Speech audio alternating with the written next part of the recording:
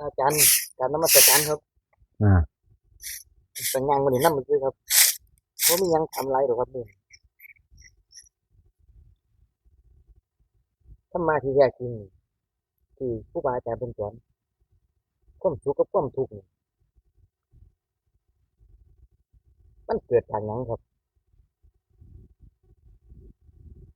ความสุขกับความทุกข์นั่นสิเว้าสู่ฟัง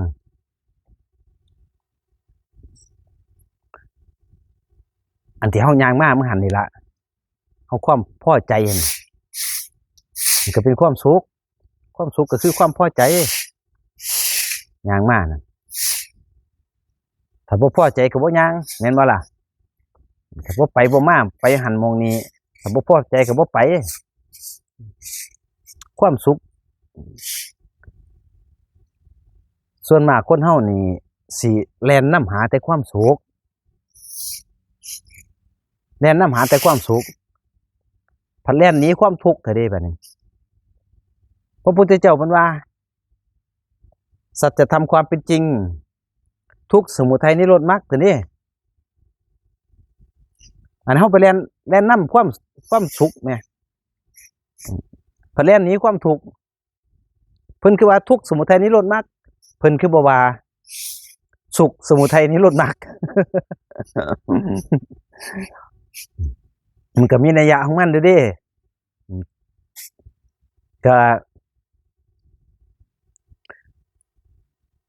คำว่าความสุขจัดอยู่ในเวทนาเป็นอารมณ์อารมณ์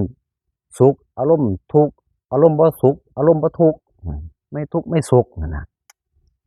เป็นอารมณ์เป็นส่วนหนึ่งอยู่ในตัวเฮาเป็นส่วนหนึ่งอยู่ในตัวเฮาเขาก็ยอมรับว่าจะเป็นความทุกข์เป็นสัจธรรมความเป็นจริงเนี่ยเขาก็ต้องยอมรับถ้าอยากรู้จักความสุขก็ต้องยอมรับความทุกข์ยอมรับความทุกข์ถ้ามันพ้นออกจากความทุกข์แล้วมันก็เป็นสุขตัวเป็นสุขบ่แม่นมื้อนี้วันพฤหัสมื้ออื่นวันศุกร์บ่แม่นเด้พ้นออกจากวันพฤหัสเป็นวันศุกร์บ่แม่นคือความสุขก็เปรียบง่ายๆคือกับกล้วยเนาะกล้วยถ้ามันสุกแล้วนี่มันสิหอมมันสิหวานบางคนก็บ่มักดิบกินดิบก็ว่ามันปอกยากแต่บางคนเขาเจ้ามักดิบเด้บัดนี้มักดิบเด้กล้วยดิบเนี่ยเอาไปเฮ็ดธุรกิจก็ได้ไปตำขายไปตำขายไปเฮ็ดธุรกิจค้าขายก็ได้เนี่ยเขาเจ้าก็มักกินตำกล้วยก็มีกล้วยดิบก็บ่มีประโยชน์สุกดิบมันคะเข้ากันไปเรื่องธรรมดาเป็นเรื่องธรรมชาติเอาบักม่วงนำบักม่วงคือกันเนี่ยบักม่วงก็ถ้ามันสุกแล้วมันก็หอมมันก็หวานบักม่วงอกล่องนะบักม่วงอกล่องบ้านเฮาเอิ้นหรือว่าบักม่วงน้ำดอกไม้จังซี่เนาะบักม่วงน้ำดอกไม้นี่ก็ถ้ามันสุกมันก็หวานแล้วก็หอมแต่ดิบเขาเจ้าก็มากินเด้บัดนี้ซุมนึงมากินดิบแล้วเอาไปกินกับพริกเกลือไปกินกับแจ่วไปกินกับน้ำปลาหวานกับตุ้ยแล้วก็ม่วง เห็นแต่ยำก็ว่าถ้ามันแซ่บว่ามีความสุขได้บัดนี้ความถูกใจความพอใจซื่อๆดอกมันบ่เที่ยงความสุขนี่ทางโลกส่วนมากเพิ่นก็คิดว่าความสุขนี่มันเป็นความจริง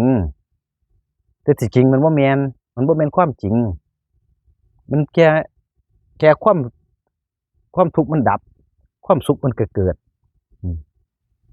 เพราะความทุกข์มันเกิดความสุขมันก็ดับเป็นแค่นั้นครับความสุขมันก็เข้ากันไปสุขดิบ